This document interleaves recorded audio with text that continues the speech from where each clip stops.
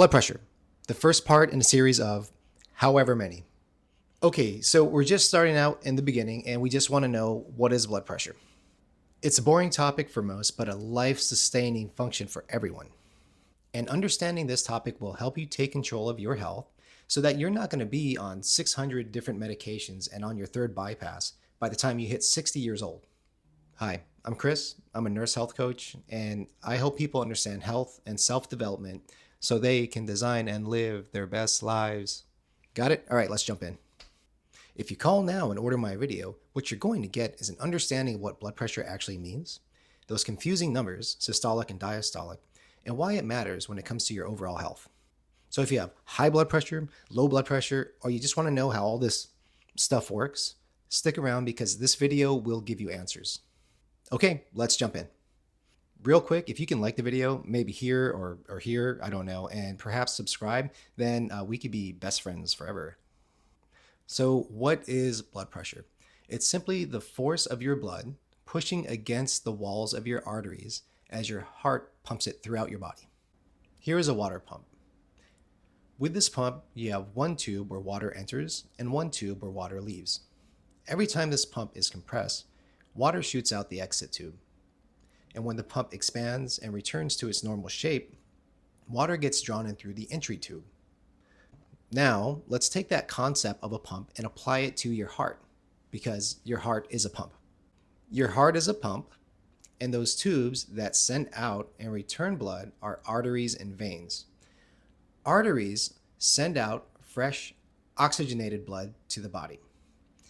Veins return blood that is depleted of oxygen back to the heart from the body.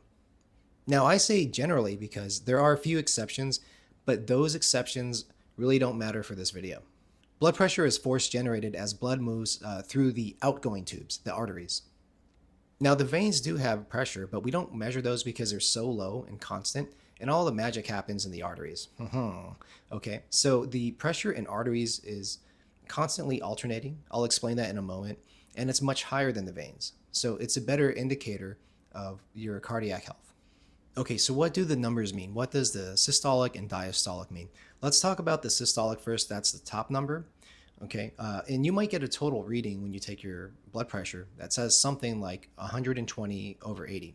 That top number is a systolic, and I'll talk about that right now.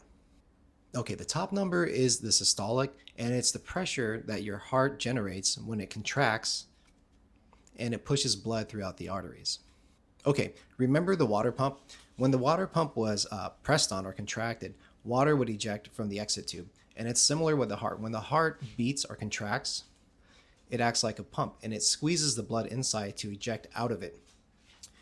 That force that's applied puts internal pressure in the artery walls. So systolic pressure is when the heart beats, moves the blood throughout the arteries, and the pressure increases momentarily. It happens every time your heart beats. Now, diastolic blood pressure, the lower number of the 120/80, is constant pressure applied to the internal walls of the arteries, and that's only interrupted when the heart beats or contracts and momentarily increases the blood pressure to the systolic blood pressure. So the heart spends more time under diastolic pressure than it does under systolic pressure. Here's a little fun fact. Medical terminology comes from the Greek language. And if we look at the roots of these words, for systolic, it comes from the word systole. And I'm not Greek, so I don't know if I'm pronouncing that right. Anyways, systole means to draw in or to contract. And diastolic, the bottom number that we're talking about, the root of that is the word diastole. And diastole means to draw out or to dilate, to open up. Okay, so what's considered normal and abnormal? I'm going to read some numbers off to you real quick, but honestly, you can pull these up anywhere on Google. Just make sure you use a reputable source. Here are the general ranges. Normal is less than 120/80. Elevated is any systolic blood pressure that's 120 to 129, and diastolic blood pressure that's above 80. Hypertension stage 1, or the first stage of high blood pressure, is anywhere from 130 to 139 for systolic blood pressure, and anywhere from 80 to 89 for diastolic blood pressure. Hypertension stage 2 or high blood pressure stage 2 involves any systolic blood pressure over 140 and a diastolic blood pressure of over 90. And then we have the hypertensive crisis or the high blood pressure emergency. And if this happens to you, it's almost guaranteed you need to seek medical attention right away, but I'm not giving medical advice to anyone. This is just for educational purposes. And the hypertensive crisis or high blood pressure emergency would include a systolic blood pressure of 180 or more, or a diastolic blood pressure of 120 or more. And this often comes along with signs and symptoms, but we're not going to talk about that today because this is a super basic video just to get the fundamental understanding of what blood pressure is. Okay, let's talk about some scary stuff. I'm a spooky ghost. Sorry, my kids, they're really young and that's their new thing. I'm a spooky ghost.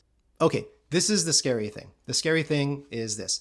High blood pressure doesn't let you know it's there, not for a long time. It doesn't give you any signs or symptoms to let you know that you have it. You have to check your blood pressure. And that's why they call it the silent killer. It's kind of like a badass assassin from a 1980s ninja movie, but in this case, it's not so badass for us because it will definitely take your ass out. Over time, if high blood pressure isn't fixed, it can cause some real serious problems to your heart, your kidneys, your eyes, to your performance parts, and it just opens up a whole world of problems you don't want. Knowing your numbers is the first step in controlling your blood pressure. So it's a great idea to get checked often, but it's an even more gooder idea to have a reliable blood pressure cuff at home. And one of the brands that I recommend is Omron, O-M-R-O-N. And they are a little more expensive than the cheapy cheaps that you would find on Amazon or the cheapy cheaps you find anywhere in the world. But the money you spend is well worth it. You don't have to get that brand, just get a good brand.